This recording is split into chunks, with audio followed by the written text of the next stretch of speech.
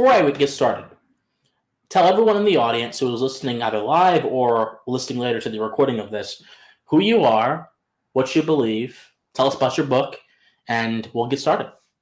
My name is Keith Knight. I am managing editor at the Libertarian Institute. My belief is in advocating libertarianism, or the belief that human beings should cooperate peacefully as opposed to some having the right to coerce others, whether that's in their private lives or whether they use the state as a surrogate to coerce others. So basically, nothing in life is something that we do by ourselves. Even if you are just reading this book, Domestic Imperialism, by yourself, you didn't build the computer, which allowed you to order the book. You didn't generate your own electricity, which allowed that computer to work. You didn't put the ink on the paper. You didn't chop down the trees to make the paper. So we're constantly cooperating. The false divide progressives are always giving us is there's things we do together and then things we do alone.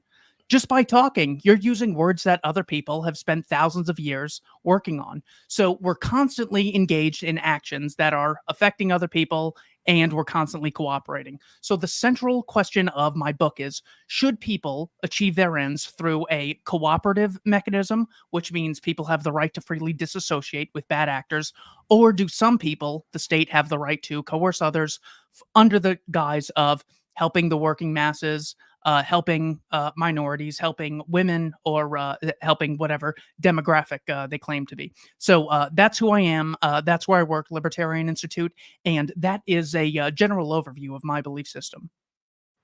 Okay, very good. So tell me. I immediately recognize, by the way, what you're saying. Perhaps it wasn't original to him, but it's best articulated by Leonard Read's thesis I pencil. So I believe you've read that, and that's I think that's really a very integrated way to see the world. It's a very rich way of seeing the world, and I think that it really gives form to the idea of a social interaction as a means of both progress and maintenance, right? Progress of humanity and maintenance of society, right? So I think that absolutely it's beautiful. So before we get into the book and its contents, I want to know more about your personal ideological journey. When was the moment, the one moment? Well, first of all, let me ask this. When you were a progressive, what did an average day look like to you in terms of consuming information, in terms of viewing certain events certain ways, in terms of studying and reading? Were you a progressive that was who was intent on understanding the tradition which your thought came from, intent on understanding concepts like class equality and workers' rights and things of that sort? Or were you simply ballast, as most people are in these cases, simply absorbing information like a sponge without ever actually analyzing it and interpreting it? There was a lot of analysis and a lot of historical references. It's very common that people don't arrive at conclusions, through a lot of logic and reason, just because the cost of doing so is so high. You have to read so many books, discuss so many things with so many people. So when you have historical narratives to lean on, for example, Franklin Roosevelt got us out of the Great Depression, LBJ gave us the Great Society, and Barack Obama got us over the hurdle of racist America, finally electing a black progressive into the White House. So I was constantly not looking at the ideological origins, like I hadn't read Woodrow Wilson's The New Freedom, but I was constantly looking for examples of history as to where this idea came from, which gives you a lot of grounding and much more confidence that you didn't just come up with something all on your own. You're actually part of a historical process. So that was pretty important for me. As far as the day-to-day goes, I would watch MSNBC quite a bit. It seemed like there were two groups generally, those who cared about the poor and those who did not care about the poor at all, or not necessarily the poor, but those who are in vulnerable positions overall. So when this dichotomy was presented to me, I had just said, well, looks like the Democrats are basically the party I should get behind, but the Democrats can be very establishment, and some of these places that could be called the left end up being just old boys clubs and get bought off by corporations. So progressivism was sort of the silver lining of the Democratic Party that I supported. Interesting. So tell me about this then. What was that moment? Okay, when did you begin seeing cracks in the armor? At what point did you begin seeing cracks in the armor? Because what you described to me, you're correct. I think that you're correct that most people don't arrive at their political conclusions by means of deep reason or research. It's unfortunate because this is not a necessary fact of human life. In fact, it's a aberration of previous generations, right? If you think of the literacy of the founding generation, that every household, at least according to most estimates, had at least one book in it, and that one book tended to be either some philosophy book or most commonly the Bible, then you would see that a lot of people at least had some anchoring to the transcendent, some anchoring to something beyond their own experiences in their lives. Whereas today, in this, I don't want to say this modern world, this rather this postmodern world, the subjective intuition is prided and emphasized over external searching for truth and meaning. And that has basically allowed people to become prisoners of their own epistemic errors, which then, of course, translates into creating political errors, because if a entire voting populace is led by errors of knowledge and they translate those into how they vote, how they think about politics, you'll ultimately get a system that reflects that. But also you get a non-engaged public by that as well, because they can't see beyond themselves. So what's the need to engage? So no, I think that's very interesting. So tell me, when did you start seeing cracks in the armor, so to speak? So here is the first major crack, and this is why I open the book with it. I don't give my background story, but I give the example of what really changed my mind. There was a mass murder that took place on June 12th, 2016. It's referred to as the Pulse nightclub massacre. And the terrorist Omar Mateen went into the nightclub, killed 49 people, injured 53, and actually called 911 to amplify his motives for doing this. So here is how Barack Obama summarized the event. And it's important to know Barack Obama was not seen as your average Democrat. He was the progressive who was going to rein in the banks, represent the workers, initiate equal pay for women, and all this other, progressive platforms. Barack Obama said, "This was an attack on the LGBT community. Americans were targeted because we're a country that has learned to welcome everyone, no matter who you are or who you love, and hatred towards people because of sexual orientation, regardless of where it comes from, is a betrayal of what's best in us." So I remember hearing that and being very curious as to what this terrorist would have said. Because much like a protest, the goal of terrorism is to amplify your motives as opposed to conceal them. So he gets his moment in the spotlight for committing this atrocity, this shortcut to fame. What does he say? We actually have the 911 transcript from Mateen's call. Here's what he said.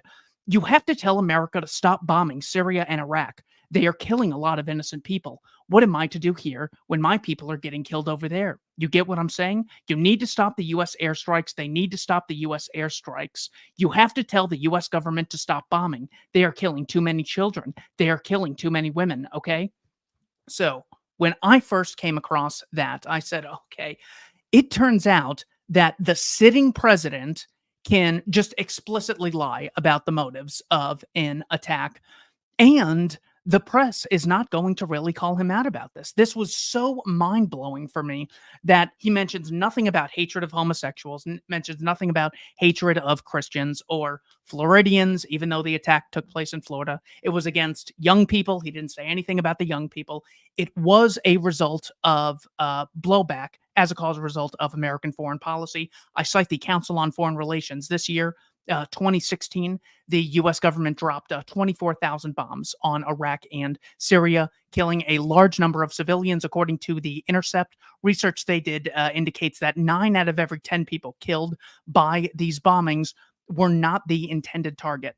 So this was really big for me. I said, I was so wrong about this issue. I had more or less assumed that the press and the president was telling the truth. So once I was so humbled at that, and President Bush also did the same thing many years earlier, I was so humbled at that. I said, instead of walking into every conversation is the way things ought to be is, I should just say, what do I know? And on a scale of 1 to 10, how sure am I? Because it's just impossible to know so much about so many wide issues. I can say I'm a 10 on these issues, but on these, I'm a 2 or a 3. And what's my justification? So once I saw the sitting president blatantly lying, this is not something I really thought could take place. But that's when I really started to open my eyes. I would say that was the unique point in my progressive journey where I was at least open to saying, I think I could be wrong about this whole approach of dividing people based on race, gender, nationality, income. And there's a much more true divide that we can have. And the Bible says it when Bible says, "Thou shalt not murder, thou shalt not steal." These are genuine principles which can differentiate good people from bad. Whereas progressives are constantly dividing people based arbitrarily. Yes, no, that's absolutely correct. This thing about Machine, when that story actually happened, when it first came out, there was speculation about his homosexuality, which of course there was never anything conclusive found. His father said that he wasn't, that way and things like that. He didn't seem to have any. Although people did, there are patrons of the club that claimed he had frequented it before. We don't know if that was true either. But it's very curious that he chose that particular location when he could have chosen the hundreds of other locations that may have even made more of a point, perhaps even like I'm not giving anyone ideas or government. I'm just in like a post office, maybe something like that. And that's that. But regardless of the truth of the connection, it's the goal of the person who does proximity ethics, who considers whether something is right or wrong on the basis of what it is close to, as opposed to what it actually is in genuine principle, to confuse these kind of things to make their own agenda seem plausible. And I think that's what Barack Obama was doing. That's what the progressives were doing. That's what the media was doing. And so it's very interesting that you noticed that, though, because a lot of folks, including at that time, I think the GOP, Paul Ryan came out after that story and said, we support the LGBT community. So if even the GOP was captured by this mediocre thought form, how did you see through it? Did you just do more research and fall into like a rabbit hole? Did you listen to a podcast? Like, how did it happen? It's not that I didn't care to see problems with the GOP. I just kind of expected it from them. I did not expect it from the progressive who I thought had my back through thick and thin. I originally came across it when researching at the Mises Institute. Their website has a large collection of things, just went down rabbit holes and eventually came across this story. Wow, interesting. Well, and that's oftentimes how it happens, right? Oftentimes you don't really see a progressive to what you call yourself now. Call yourself libertarian or anarcho-capitalist or what exactly? Okay, let's say libertarian as an umbrella term.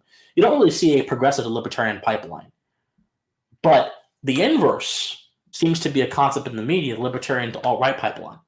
Right? That's a very big concept amongst a lot of folks in the establishment media, like the Washington Post. What's your opinion? Do both of these pipelines exist? If so, which one is pushing forth more people through it as opposed to the other? That I would have to give a little more thought to. I can say that I've met a large number of libertarians who came over after being progressives, because when you're a progressive, you already see the world through these divides. Sometimes it's boss and worker, sometimes it's black versus white. Even immigrant versus citizen can be a big divide. Bernie Sanders got some heat when he said that, well, something like open borders is just a Koch brothers policy, and we shouldn't really encourage large amounts of immigration. That seems like another false divide to me. So once I already had the divides down, I started slowly chipping away at them. So this idea that I genuinely thought until an embarrassingly late age that America was basically the only place where slavery had ever been practiced, because not because a teacher at school necessarily said that, but it was just so heavily implied when they say the unique thing about America is the Declaration of Independence, but also slavery. So I had never really looked into this. So when I came across the Code of Ernamu, one of the oldest legal codes known to history, to see the word slave mentioned multiple times in ancient Mesopotamia, thousands of years before Christ was around, that really surprised me. So instead of having this, well, America's the bad guy, well, how many current living Americans were slave owners? And does this mean that all people who, are descendants of potential slave owners, that we should, see them as potential enemies? So once I started chipping away at the really false divides, it just inevitably led me to, all right, we have to have some method of differentiating the good people from the bad. So people who choose to engage in things like fraudulent interactions, people who use coercion or threats thereof, that's a genuine person who we should say is evil, and we can justly vilify them. But so many things were just based on accidents of birth that I was ready for the divide, but the progressive divide just kept chipping away all the time. The main one you see is the black versus white divide, where they're constantly using demographics to to play one off against the other. So when I was just used to saying that whites are generally the problem overall, well, the evidence lies in the fact that there's a disparity among the black population and those who are arrested or assaulted by police officers. It took a long time for me to come across Thomas Sowell's work, who said, well, men are 50% of the population, and they're 95% of those killed by police. What does that tell us? The police are sexist against men? Turns out that whites don't even have the highest incomes in this white supremacist society. You have Taiwanese Americans, Nigerian Americans, Vietnamese Americans. What stupid white supremacists are running the show here? And it turns out black immigrants who have a different culture have higher incomes than native blacks. So the idea that I was just vilifying people based off country or skin color, it turns out I became the very thing that I thought I was against. Yeah, no, I think that it's interesting. Both the progressives and the actual white supremacists, the actual white identitarians, who use the argument about white supremacy in either direction, both of their points are equally disproven by empiricism. When you look at the achievement rates of Nigerian Americans, the white supremacist pro point is proven, and so is the black victimhood narrative disproven at the same time. It took me a long time to realize that, but it really goes to this idea that you have also mentioned in the book, closer to the end of it, when you talk about National Socialism and Democratic Socialism, about these things having the same genus, but just manifesting in different forms, right? Which I want to get to that in a little bit because I found that curious. And I've heard that before, but the way you explained it was very precise. But I wanted to touch on something else. So another one of the reasons why you left progressivism, according to your book, you have a chapter called Consent of the Governed and Gay Marriage. So the second part of that interests me quite a bit. And so you begin in this chapter by saying that progressive victory, I quote, progressive victory to legalize gay marriage in a predominantly Christian country. This was justified from many different standpoints, among them being that they are adults, straight people, that kind of stuff. And then after you list all these points, you say that all it took for me to leave progressivism was for me to take this principle of free association between consenting adults and apply it consistently in the economic realm. So are you saying that the progressive stance on gay marriage actually allows you to translate into a different context a justification against progressive thinking and economics? Yes, simply because instead of using the talking points, at some point you repeat it so often that you end up extracting the very principle. So, for all the objections to gay marriage, it really just came down to these are consenting adults and marriage is just a contract. So, well, is it okay to, marry little kids? Well, now you're not dealing in the realm of consenting adults. So if we say that people should really be empowered to, live the lives that they want, interact with who they desire to, well, marriage is one thing that you do. Some people do it multiple times, but the economic realm is something you're constantly engaged in every moment of your life. Even when you choose to do, nothing or just hang out, well, that's you actively disassociating from all of the other potential things you could be doing. So the progressive clearly sees this when it comes to attempts to restrict voting rights. They'll say it is terrible if you need a license in order to vote. This hurts the most vulnerable people in society. but they don't see that having, requiring dozens of licenses and all of these training degrees in order to get your foot in the door at a job you really want. They don't see how that absolutely crushes people's dreams of, achieving whatever career they'd like to be in. So they go for more entry level jobs, and they have a less likelihood of getting on the job experience in something that they want, getting their foot in the door, developing a network in this area. And it makes people far less successful than they otherwise would be. So, this constant restricting of choice is something that the progressives are frequently advocating. Now, there is something, the paradox of choice, where it turns out the more options you have, the less satisfied you will be, because whatever you choose, there were 100 other things that could have been much better. And it can get overwhelming. If there's 2 options on the menu, you'll most likely be happy with whatever you got. If there's 300 items on the menu, like the Cheesecake Factory, whatever you get, you're like, oh, I could have gotten something much better. So this is sometimes justified as, see, more choices isn't always better. So I can actually agree with that. The progressive will frequently say, Bernie Sanders saying, well, look at all these deodorant options and all these toothpaste options. This is just terrible and redundant. The question is not, should people have choices that are in high quantity or low quantity? The question is, who's going to decide? Either people decide for themselves, but when I say for themselves, they're looking at Yelp reviews, they're looking at brand names, they're talking to other people who have consumed the product. So they are the ultimate decision maker in the end.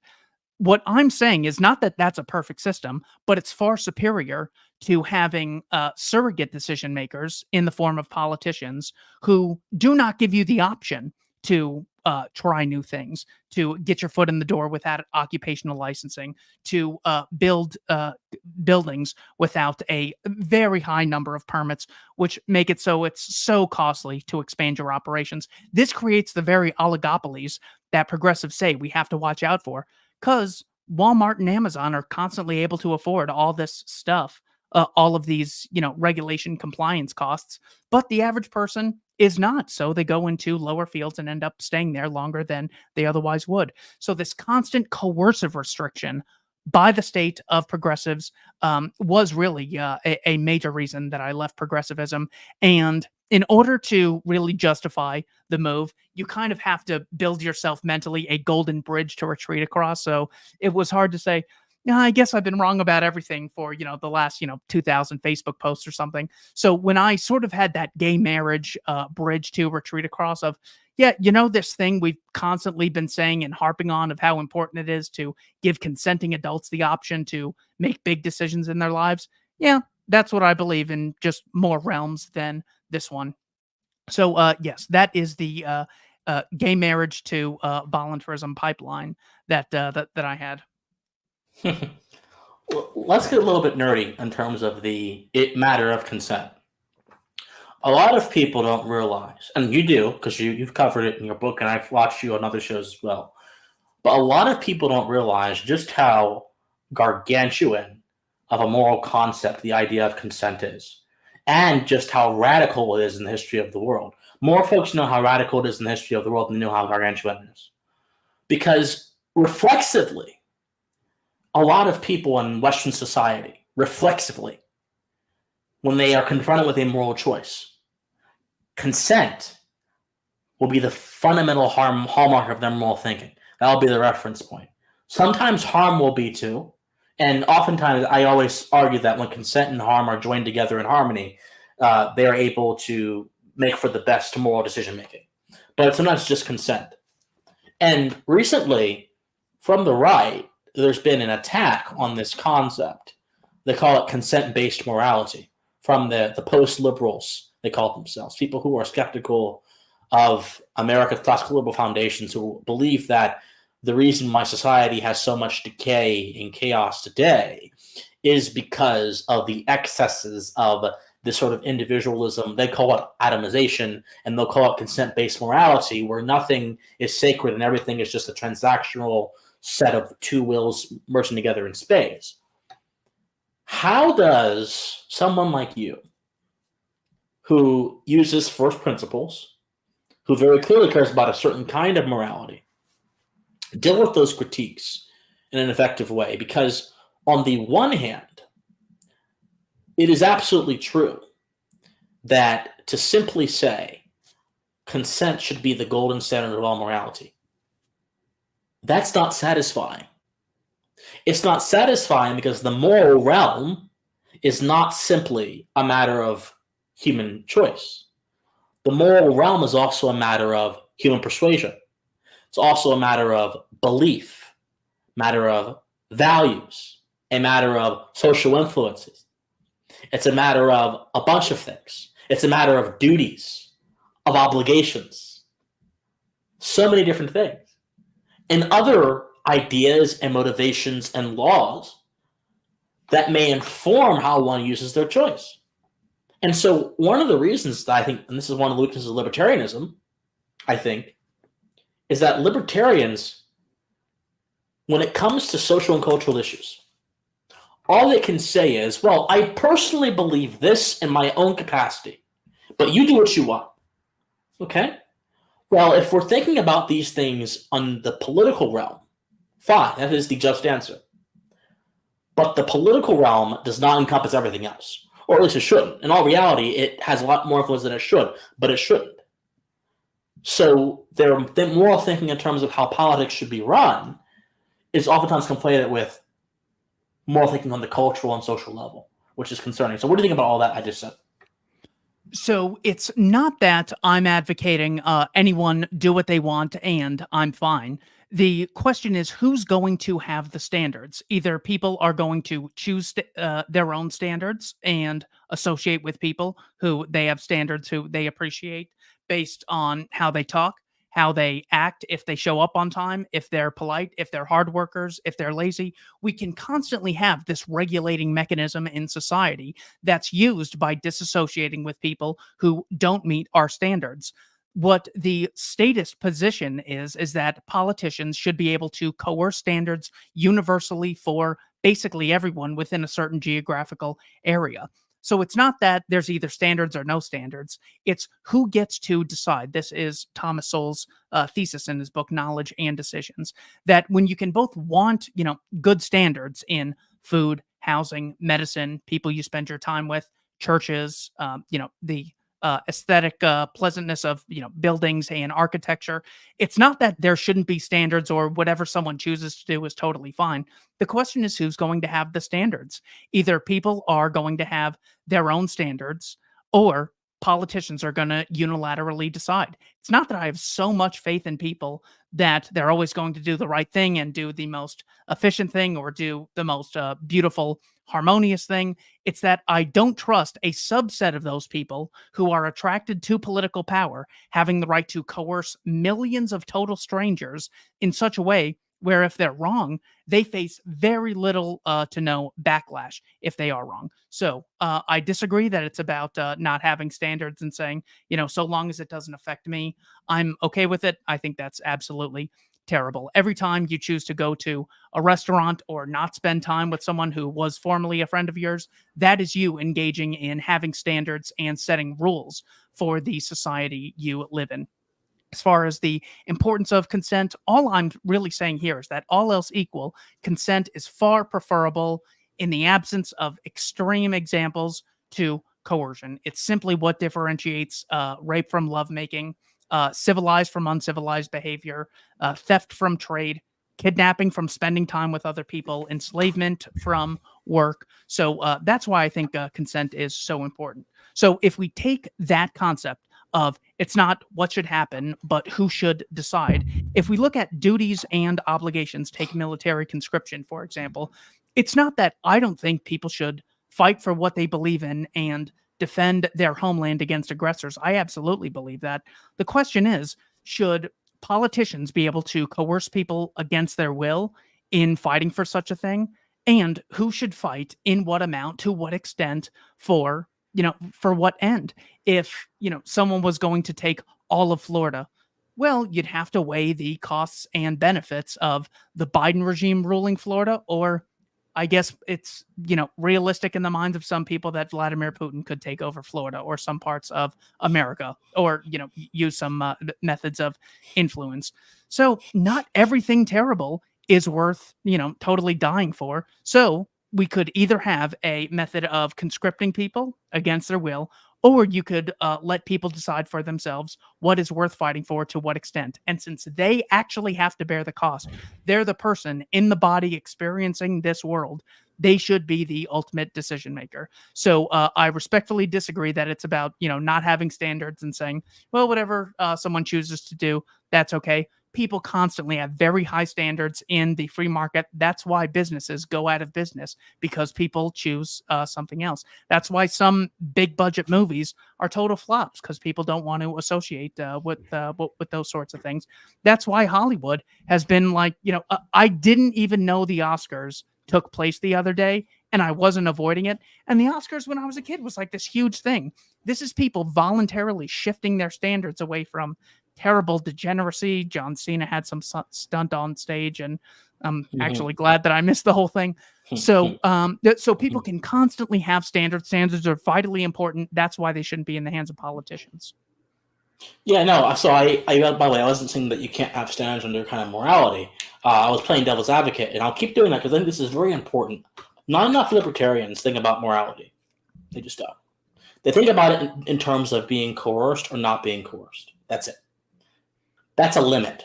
Okay, so beyond the political context, let's put the political context to the side, because this is how I personally phrase my morality, okay? I phrase it with two categories: what is permissible and what is preferable.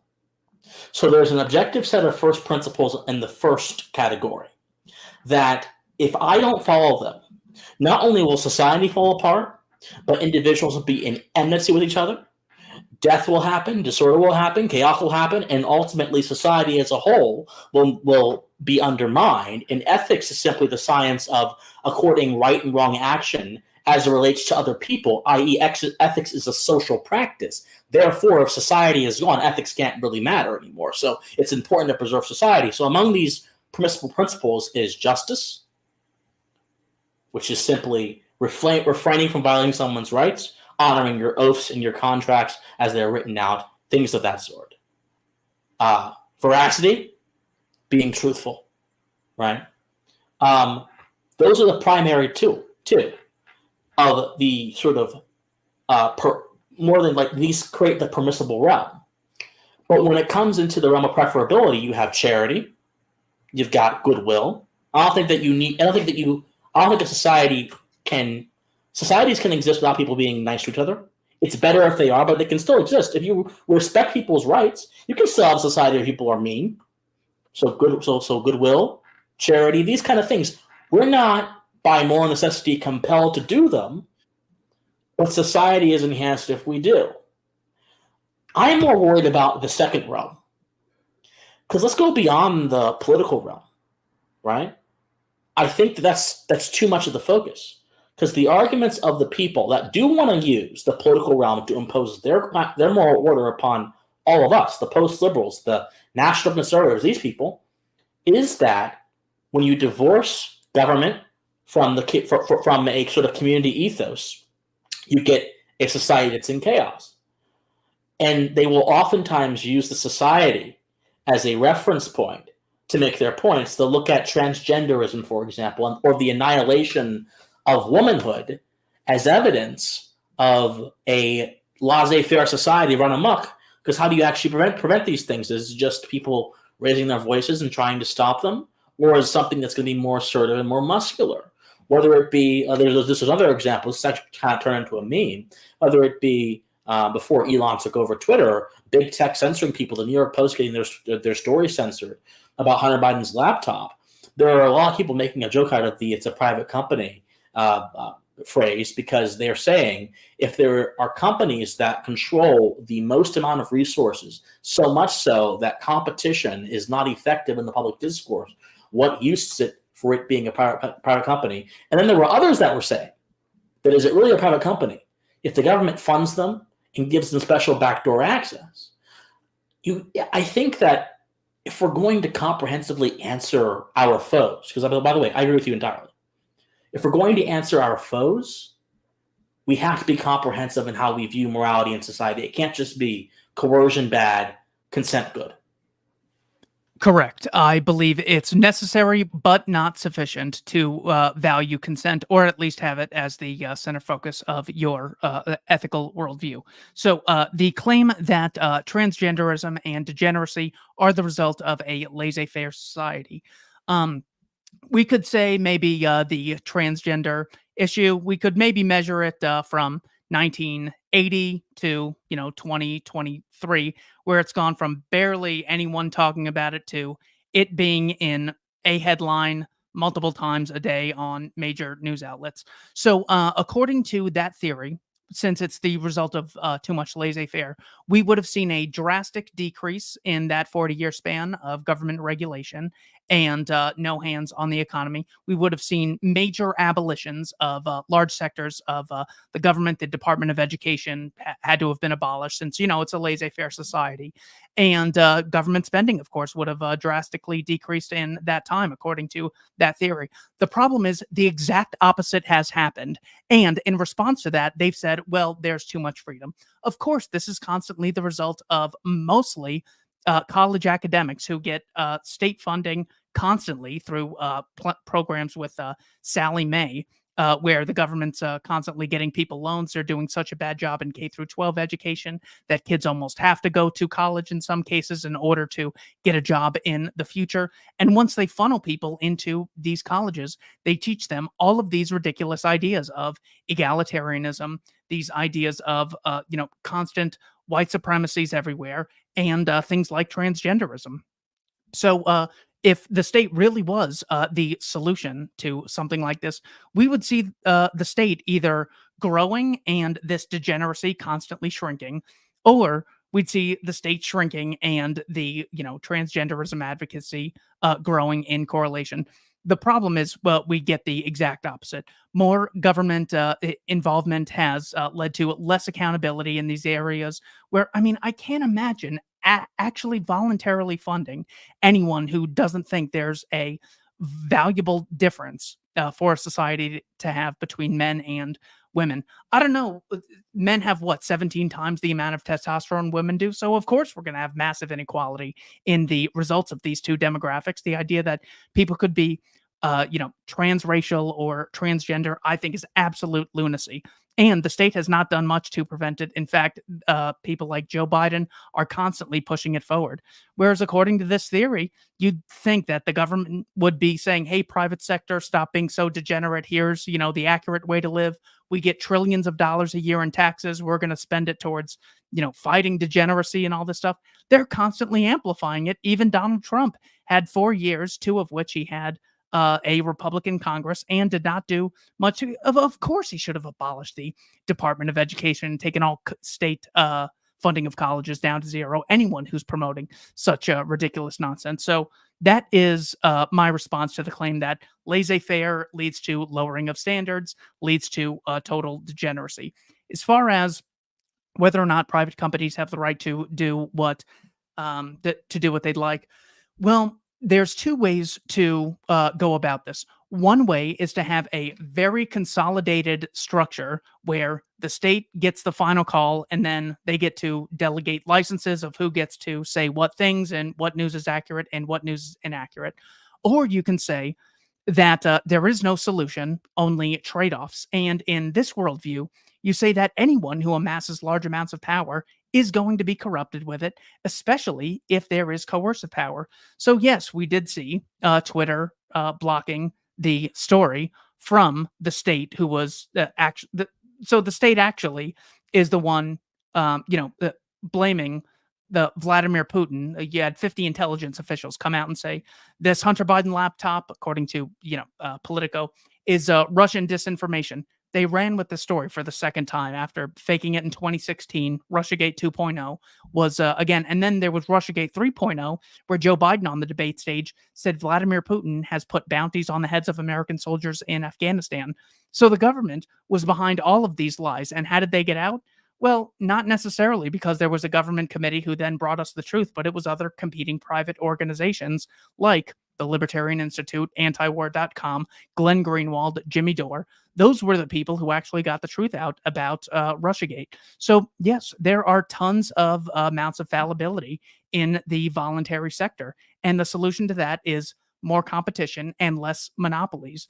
That is the ultimate, what I call the unavoidable contradiction of progressivism, is the claim that monopolies are bad. Also, the state should monopolize taxation. The state should monopolize the money supply. The state should monopolize um, guns. The state should monopolize the judicial system. All of the things that they're worried about being the result of a voluntary monopoly that could hypothetically happen, even though alternatives are constantly coming up. They actually advocate that as the solution to too much competition. So, all of the problems you have with big companies in the voluntary sector apply many times over to the state sector. No, and by the way, that's a very good response. I don't want to linger too much on this point. I could push, but I think that's sufficient for where we are right now. I just think that it's very important for those of us who work from first principles. And I believe, from what it sounds like, you have a natural law viewpoint of ethics as well, who work from that set of first principles as well, to speak about morality in the most expansive way possible. Because coercion, a moral perspective on coercion is simply one domain of the broader moral universe. There's several other domains that I think aren't really touched by libertarians at great peril. And I think people will oftentimes say that libertarianism is not libertinism. Well, you're correct. In definition, it is not. But in practice, many libertarians do become libertine because they don't think about morality beyond the issue of coercion and state power.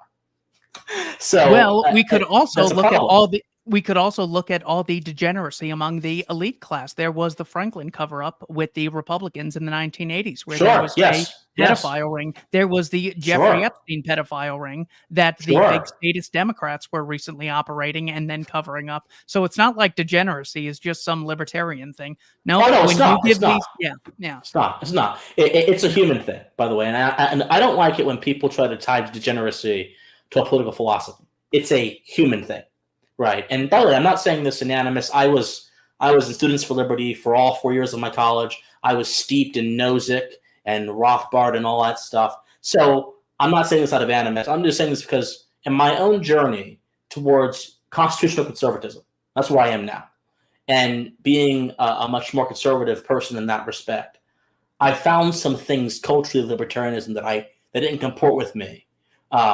But some of the values have stuck with me. Obviously, if you look at my political philosophy, you wouldn't be able to tell that I was any different mostly. But I simply like to still man because it's important for those of us who do value human freedom, who do value the human being in its fullest capacity, to be able to stand strong on that beyond simply looking at a certain domain. So that's all. I'm just trying to do some friendly pushing and nudging. But yeah, so you mentioned something that's actually quite interesting in your book, and this is closer towards the end, but I found it to be very insightful. It's in the title. It's in the thing titled "The Difference Between Democratic Socialism and National Socialism." There's like no difference between it, and you say that that they are only different in rhetoric, but not in terms of means to achieve their ends. So, can you expand on that?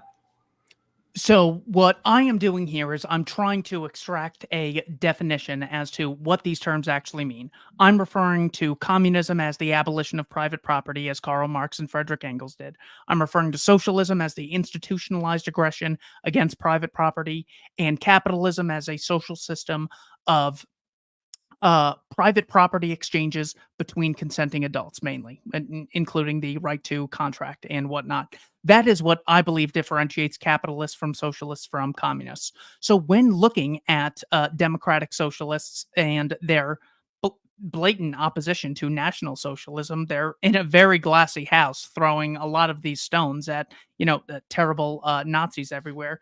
Well, it's important to ask, what is it about National Socialism that they oppose so much? And usually it'll be something like too much hierarchy or judging people by race. as if the progressive is not constantly, as if the average democratic socialist today is not constantly generalizing people by their race. They both believe that the state should monopolize key features within society, including the money supply, the judicial system, compulsory education, etc. So when you look at it through this lens, that the National Socialist wants to constantly coerce millions of strangers under the guise of helping the nation, and the Democratic Socialist constantly wants to coerce millions of strangers under the guise of helping the working masses.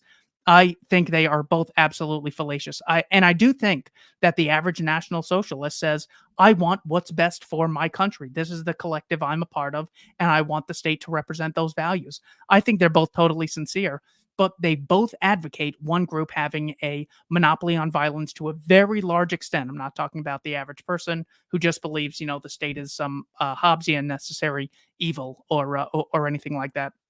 So, because the Democratic Socialist has basically no principle to differentiate what the state can and cannot do, they're no different in principle than the National Socialists. One of the main things that I mentioned in the book is the iron law of oligarchy. This is the Mhm. idea that any system that starts out as very, very democratic in its origins will eventually develop into an oligarchy. So much so that it's an iron law within all organizations, between all humans in the human race. So you can ask, well, communism's more about equality, socialism's in the middle, and capitalism's about inequality. But it turns out, if you look at Stalin, Mao, Hitler, Roosevelt, Truman, Genghis Khan. You look at Aristotle, who I know wasn't a political leader or anything, but all of the major people throughout history, in all these different countries at all these different times, had a very, very disproportionate amount of power relative to the average person in the society they lived. So when the Democratic Socialist says, "Well, we're much more about equality and getting people involved," that is such a fool's errand that it's not even to be taken seriously. The classic example is that of a labor union, where, say, you have the bourgeoisie who make a lot of money, and then you have the workers who want to unionize to fight the bourgeoisie and sort of counterbalance the amount of power. Well, it turns out, and this is a classic example given by McKells, who started the theory popularized by James Burnham. The response is, well, not everyone wants to go to work and then attend a union meeting. Not everyone is going to have good ideas about what the union should do. Not everyone's going to be courageous enough to speak up. Not everyone who speaks up is going to be equally persuasive. Not everyone who speaks up and is equally persuasive is as good looking as other people who might get more attention and social status because of that. So what you end up is you end up having Jimmy Hoffa and a few friends running the union for tens of thousands of people who have very little, if any, influence. So the entire Mhm. democratic socialism justification of, well, we're about empowering the little guy just as much as anyone else, that is not possible to do in any society. Mhm. Once you get more than three or four people, even if you get four people who are related. I mean, look at the disparity between, the Baldwin brothers. I use them as an example. One much more famous than the other. These people are directly related in many times, grew up in the same household. Compare Barack Obama to his brother George Obama. Drastic inequality in the amount of power that they have. I also use Oprah Winfrey and her siblings. She has much more institutional power and wealth than people who she's directly related to.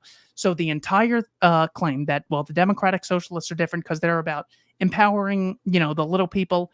It is the same exact thing where you end up having a few people coercively dominating everyone else. So because this iron law exists, the question is, which sort of social arrangement should we recognize as legitimate?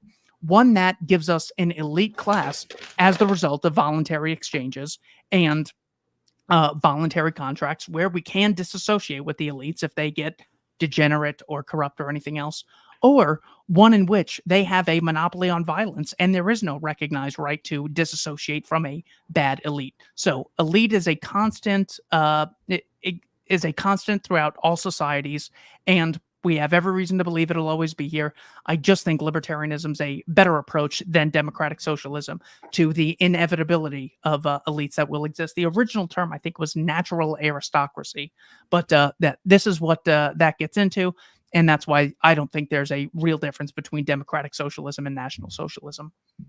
No, yeah, I agree. I mean, wherever you have human beings of varied abilities and potentials, you will get varied outcomes. It's an axiom. Um, although I think, and just to still in the democratic socialist perspective, even in a society which in this world we're constructing is based entirely on voluntary interaction and everyone's free, just like we shouldn't assume there will be an equal amount of skills and life outcomes amongst people, we also shouldn't assume there's going to be an equal amount of knowledge amongst people either. And how people use their consent and what principles and values guide that is almost as important that they have the ability to voluntarily associate. How do you fix that problem? Because most folks are ballasts. Yes. So tell me if I'm evading this because I want to get to the root of it. No, but that's good. Speak. This knowledge asymmetry I mentioned in a section titled Government Failure. This knowledge asymmetry is constantly going to exist in any society. So I just think it's preferable to have a society where you can look at Yelp reviews and choose to disassociate with bad actors. You can watch YouTube reviews. Every single product I've ever thought about, I go, I just heard about this. I wonder if there's anything on YouTube. You have YouTubers reviewing this stuff. So that is one way to fight the inevitable knowledge asymmetry that will always exist in any society. So the question is, having a state absolve this from happening? I actually argue that it constantly amplifies it. What percentage of Americans are equally informed on what goes on in the education system? How many people have read how many laws? When it comes to reading one law, the average person has not taken the time to read it. And I don't blame them, because even if you read the First Amendment, you have 9 Ivy League trained Supreme Court justices who don't agree on the interpretation of that amendment, let alone, the troubled asset relief package of 2008, which is 1,000 pages and has all the bailouts and everything. What percentage of people understand agricultural subsidies? There's constant knowledge asymmetry among the citizenry. Compare it to government officials who have access to classified knowledge. Huge knowledge asymmetry. Yes. A politician who's been in Washington for Joe Biden's been in there like 40-something years. 50, you think he has you think his knowledge is equal to the average Biden voter? Not even close. And the same applies for supporters of Ocasio-Cortez and anyone else who says knowledge asymmetry is a justification for the state coercing others. I think it amplifies the worst aspects that inevitably exist in every society. Yeah, no, I think that's right. That's right. And again, I don't want to push too hard, but I think that it's oftentimes when it's all right. Oftentimes when libertarians talk about the importance of voluntary cooperation, we're all thinking in the moral terms of coercion being bad, the individual having some kind of moral value, human interaction being good. I just wonder, because voluntary association, the beauty of it is that it reflects human diversity, and that leads people to different situations, right? We can voluntarily associate. You can come on Christian Watson's podcast at 10 o'clock at night, EST, and get grilled on philosophy, or you can go join a cult in northern Africa, or go join Jonestown and get taught by a prophet who's supposed to give you the keys to heaven. It's a political system.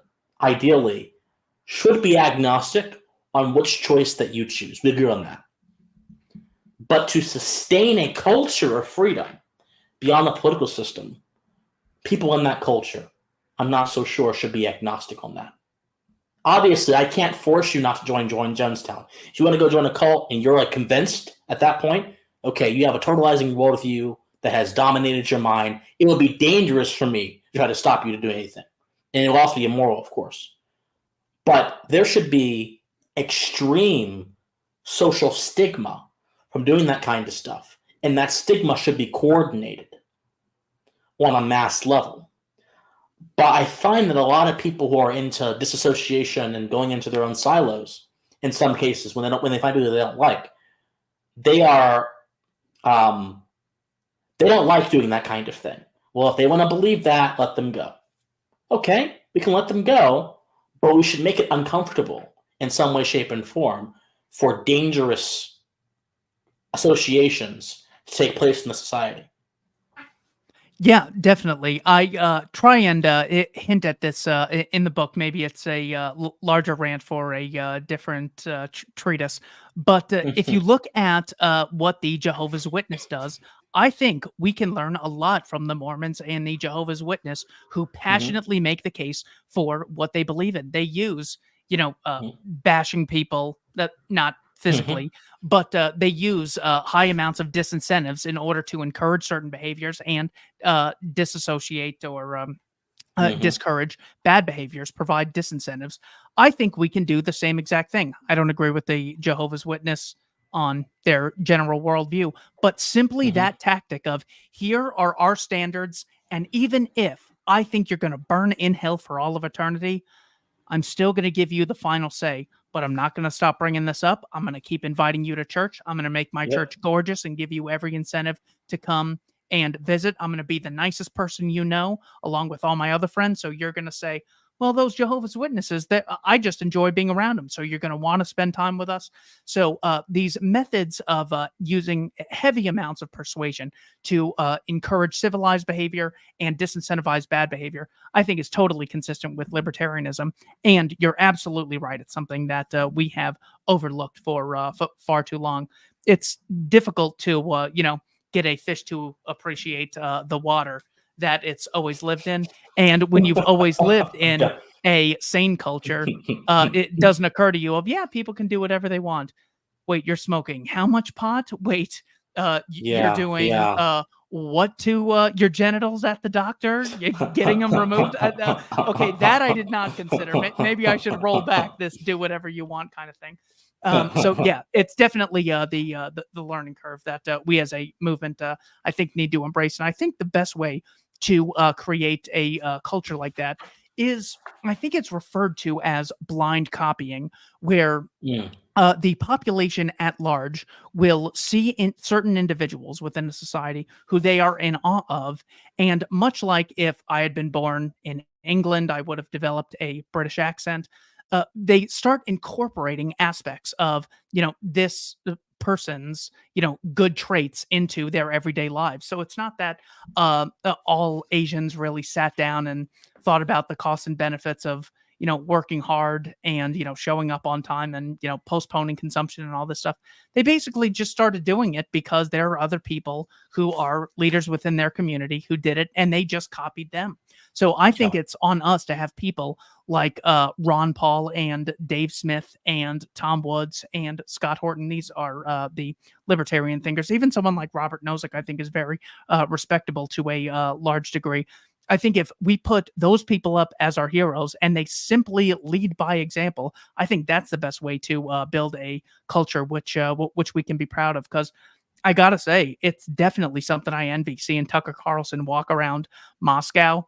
That subway station, forget the fact that he's totally wrong about the price of, supermarket goods. The Mhm. fact that there was no graffiti on that subway, oh my gosh. And just comparing it to the last time I was at Penn Station, it's amazing to see what a really solid culture that has this, sort of cultural continuity, cultural connection, this nationalist idea. That's something that I think is totally beautiful, and it definitely took me too long to appreciate the value of that. So yeah, embracing standards and putting up people who we think are really good leaders, I think has got to be the next move for us generally. Interesting. That's an interesting thought. Hopefully, libertarians think. Hopefully, they listen to you on that issue. Um, so, I want to go to the question portion of the interview now. Not my questions, but my audience questions. So, I'm giving an open invitation to anyone. If any of you have any questions for our guest, please let me know. Put them in the chat. I'll put them up on the screen, and we'll just go from there. Because this has been a very interesting conversation, and I appreciate you having it with me.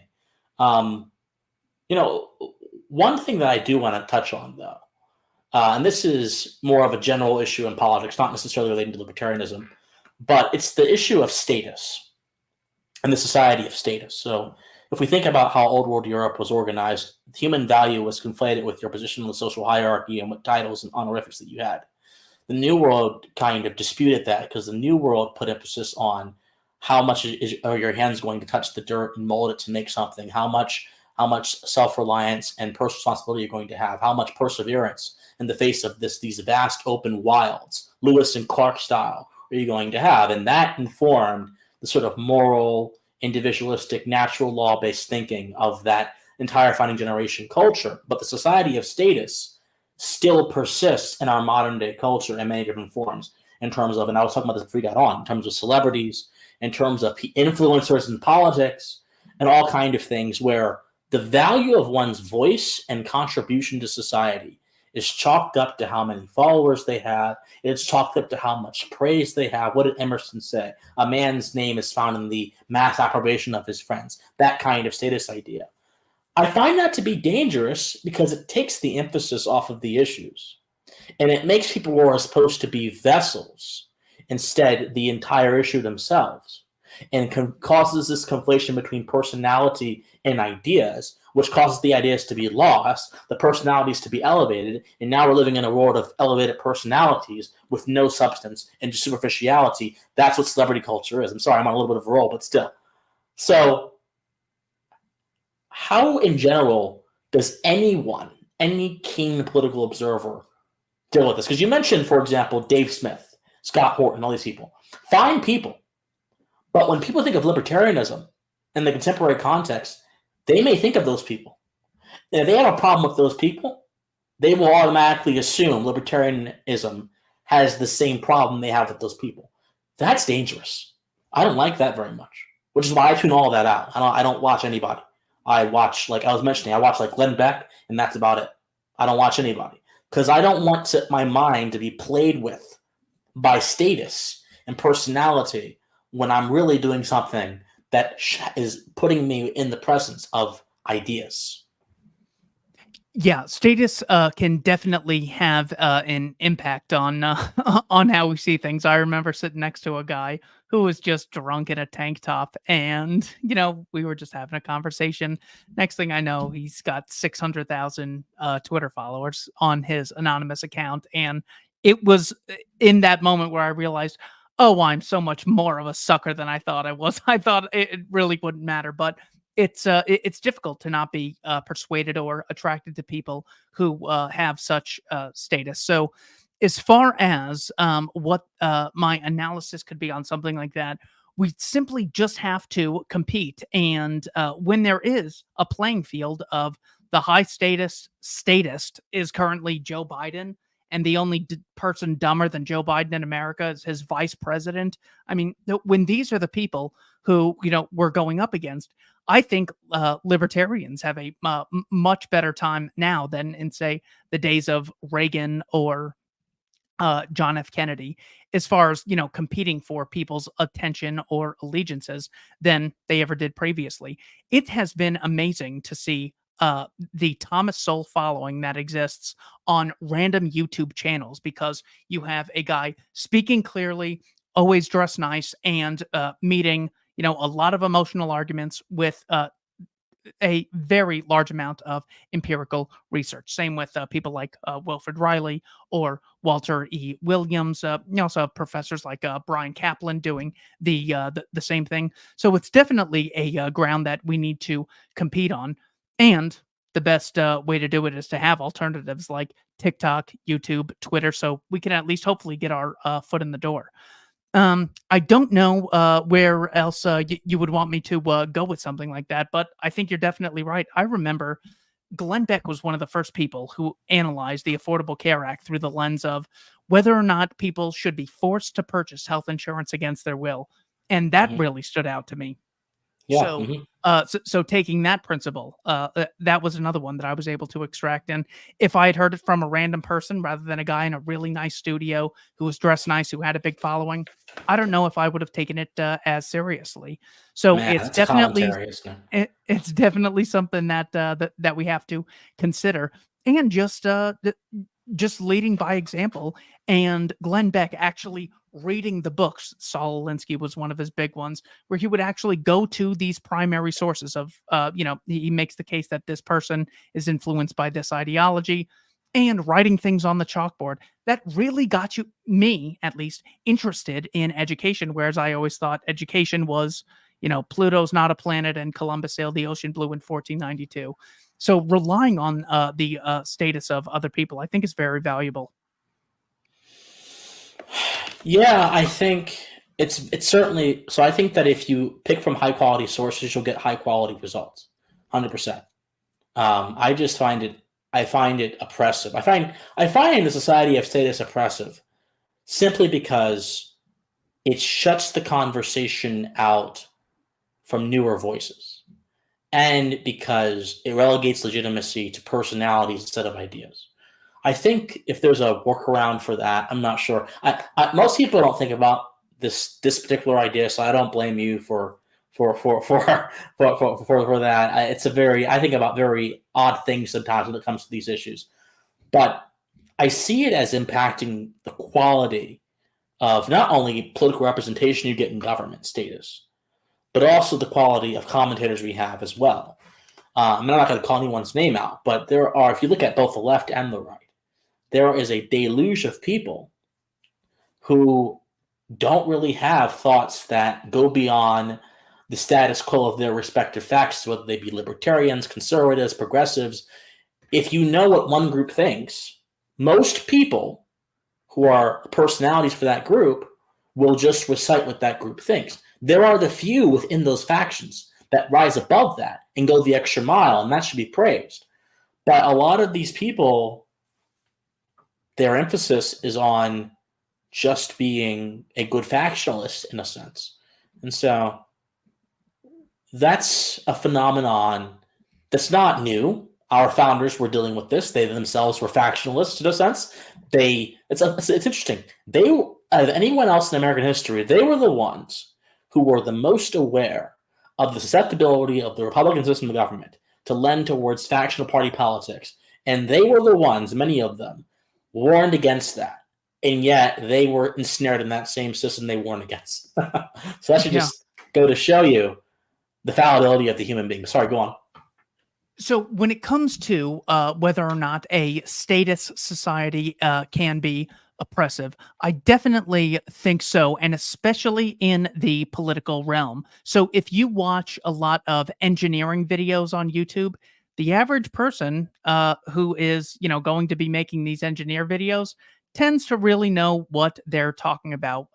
When I look for tech videos and my side job, a lot of these people tend to be very educated. If you look at the high status people in the realm of physics, they really know what they're talking about. The high status people, when it comes to um, anything like microphones or cars or something like that, you see a high degree of competency. But in the political realm, where there is so little incentive for the average person to get informed, all the brain is going to do is take a shortcut to which personalities they really like, because there's so many issues which are so complex. Just to be, informed on the Russia-Ukraine war from 2014. Forget about how Putin starts it in the year 882 with Rurik.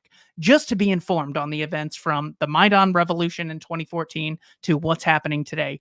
So few people have the care, because every second you spend doing that is a second less you could be doing something else. So in the political realm, we see it much more so, because we're expecting people to be able to comment on immigration, minimum wage, the Second World War, Israel, Hamas, the Democrats, Hunter Biden, Joe Biden, all of these totally separate things. It's sort of like the fool's errand of expecting, the 5-year-old who says, when I'm older, I'm going to be an astronaut and a dentist, and I'm going to play in the NBA, and I'm going to be in the NFL.